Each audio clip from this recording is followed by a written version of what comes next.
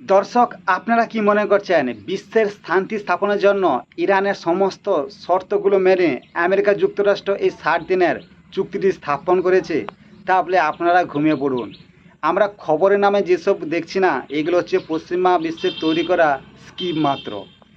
বলে রাখি, আমেরিকা যুক্তরাষ্ট্র আর পশ্চিমা বিশ্ব এমন একটা দাবা গেমের মতন একটা চাল খেলেছে, যা পুরো বিশ্ব যদি একটু ভাবে তাহলে চিন্তায় পড়ে যাবে। আমেরিকা যুক্তরাষ্ট্রের যে উপরাষ্ট্রপতি জেডি ভ্যান্স, তিনি কয়েকদিন আগে জানিয়েছেন যে যেহেতু ইরান তাদের হরমুজ প্রণালী সম্পূর্ণ উন্মুক্ত করে দিচ্ছে এবং আন্তর্জাতিক যে পরমাণু বিশেষজ্ঞ তারা ইরানে যাবার অনুমতিও পেয়ে গেছে, তার জন্য ইরানের উপর লেগে থাকা যে তেল সংক্রান্ত স্যাংশন আমেরিকা যুক্তরাষ্ট্র সরিয়ে নিচ্ছে বা 60 দিনের জন্য স্থগিত করছে। এর ফলে ইরান চাইলে পুরো বিশ্বের সঙ্গে উন্মুক্তভাবে তেল রপ্তানি করতে পারে। এখানে রয়েছে আমেরিকা যুক্তরাষ্ট্রের মাইন্ড গেম। বলে রাখি, যে সময় যুদ্ধ চালু হয়, মানে ফেব্রুয়ারি মাসে যখন যুদ্ধটা চালু হয়, তখন তেলের দাম ব্যারেল প্রতি প্রায় $120 করে হয়েছিল। আর এখন যুদ্ধ যা তো স্থগিত হয়ে গেছে, এখন $77 হয়ে গেছে। মানে বুঝতে পারছেন, অর্থনৈতিক চক্রই চলছে তেলের উপর। বলে রাখি, পশ্চিমা বিশ্ব আমেরিকা যুক্তরাষ্ট্রে এই যুদ্ধের কারণে অর্থনীতি প্রায় ধসে গেছিল, যেখানে আমেরিকা যুক্তরাষ্ট্র এমন একটা দলে পৌঁছে গেছিল যেখানে পিছনে গেলেও কাদা, আগে গেলেও কাদা। এইখানে ইরান একটা জয়লাভ করেছে, যার কারণে আমেরিকা যুক্তরাষ্ট্র বাধ্য হয়েছে ইরানের সঙ্গে এই 60 দিনের চুক্তিটি স্বাক্ষর করতে।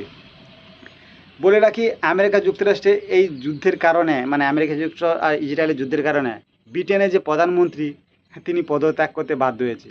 ব্রিটেন পুরোপুরি অর্থনৈতিকভাবে ধসে পড়ে, যার কারণে তাকে পদত্যাগ করতে বাধ্য হয়। যার কারণে আমেরিকা যুক্তরাষ্ট্র আগে থেকে বুঝতে পেরে গেছে যে যদি এই যুদ্ধ, মানে এই চুক্তিটি স্বাক্ষর না হয়, তাহলে আমেরিকা যুক্তরাষ্ট্র যে বন্ধুদের রাষ্ট্রগুলো রয়েছে তারা পরপর আমেরিকা যুক্তরাষ্ট্রকে দূরে সরে যাবে। যার কারণে যার কারণে মার্কিন যুক্তরাষ্ট্র এই চুক্তিটি স্বাক্ষর করতে রাজি হয়েছে। মানে কি, ইরানের সব শর্ত মেনে চুক্তিটি করতে বাধ্য হয়েছে। বলে রাখি, আমেরিকা যুক্তরাষ্ট্রে কয়েকদিন আগে ইলেকশান, আর সাধারণ জনগণ তো অত দেখবে না কোথায় যুদ্ধ হচ্ছে কী হচ্ছে। যখন তারা বাজার করতে যাবে, যখন দেখবে যারা 5 টাকার জিনিস 10 টাকায় বিক্রি হচ্ছে, তারা তো সরকারের প্রতি ক্ষুব্ধ হবে এবং সরকারকে অপকর্ম, যেমন ব্রিটেনে হয়ে গেল, পদত্যাগ করতে বাধ্য হয়েছে, ঠিক একইভাবে রাষ্ট্রপতি ট্রাম্পকে তার গদি থেকে সরিয়ে দেবে। এই কারণে রাজনৈতিক চাপের কারণেও ট্রাম্প এই চুক্তিটি করতে প্রস্তুত হয়েছে। কারণ পুরো বিশ্ব যে অর্থনীতি রয়েছে তা বলতে গেলে তেলের উপরই নির্ভরশীল।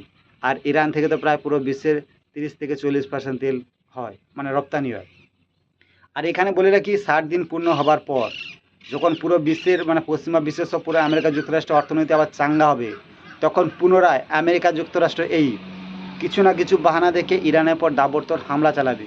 তখন ইরানের কিছু আর করা থাকবে না। আর এই চুক্তির ক্ষেত্রে যে আমেরিকা যুক্তরাষ্ট্র পশ্চিমা বিশ্বের যে চালটা দিয়েছে, তার পাল্টা চাল ইরানকেও দেওয়া উচিত। ইরানের উচিত আমেরিকা যুক্তরাষ্ট্র ও পশ্চিমাদের যে সব থেকে চিরশত্রু চীনের সঙ্গে এই মানে যে 60 দিনের মধ্যে ঘনিষ্ঠ পাকানো, মানে উন্মুক্ত তেল তাদের সঙ্গে ব্যবসা, মানে ডিল স্থাপন করা, চুক্তি স্থাপন করে নেওয়া উচিত। আর এই চুক্তি যদি বিনা ডলারে হয়ে থাকে তাহলে তো দেখতে হয় না। যদি তেল তাদের যদি বিক্রি করে ডলারের পরিবর্তে, মানে ডলার ইউজ না করে, তাহলে তো দেখতে হয় না, আমেরিকা যুক্তরাষ্ট্রের চোখে উপরে উঠে যাবে। আর এটা করা যত সম্ভব করতে চলেছে ইরান। আর এই 60 দিনের মধ্যে ইরান যদি চীনের সঙ্গে একটা চুক্তি করে নেয়, তাহলে যখন যুদ্ধ আক্রমণ হবে তখন চীনও বলতে পারবে আমার সঙ্গে চুক্তি আছে তেল দেওয়ার, তাহলে আমাকে তেল দিতে হবে, আমার চুক্তি রক্ষা করতে দিন। তখন আমেরিকা যুক্তরাষ্ট্র চীনের সঙ্গে সামনাসামনি হবে, কারণ আমেরিকা যুক্তরাষ্ট্র জানেন তো কথার কথা লোক। তখন দু পরাশক্তি যখন সামনাসামনি হবে, তখন যুদ্ধক্ষেত্রের ময়দানটা আলাদা হয়ে যাবে। তখন ইরান একা থাকছে না, তার সঙ্গে থাকছে চীন, আর চীন এলে তো অপরদিকে রাশিয়াও চলে আসবে। এক্ষেত্রে যুদ্ধের ময়দান আর পুরোপুরি চেঞ্জ হয়ে যেতে পারে। আর অপরদিকে বলে রাখি, ইসরায়েল এই চুক্তির কারণে একদমই খুশি নয়। কারণ এই চুক্তিতে ইরান ইতিমধ্যে $6 বিলিয়ন পেয়ে গেছে কাতারের পক্ষ থেকে, মানে আমেরিকা যুক্তরাষ্ট্র আর কাতার মিলে কাজ করার কারণে পেয়ে গেছে। অন্যদিকে $300 বিলিয়ন বিগত 3 মাসের মধ্যে তা তাদের যে ক্ষয়ক্ষতি হয়েছে তা পুনর্নির্মাণের মাধ্যমে হবে। আর অন্যদিকে উন্মুক্তভাবে যেহেতু তেল বিক্রি করতে পারবে, তাহলে তো প্রচুর তেল বিক্রি হয়ে যাবে, অর্থনৈতিকভাবে চাঙ্গা হয়ে যাবে, অনেকটা পুশ হয়ে যাবে। যার কারণে ইসরায়েল এখন হিংসাত্মক মনোভাব করছে জানি না কি হবে, আবার হয়তো ইরান আবার ইসরায়েলের সঙ্গে যুদ্ধে জড়িয়ে যেতে পারে।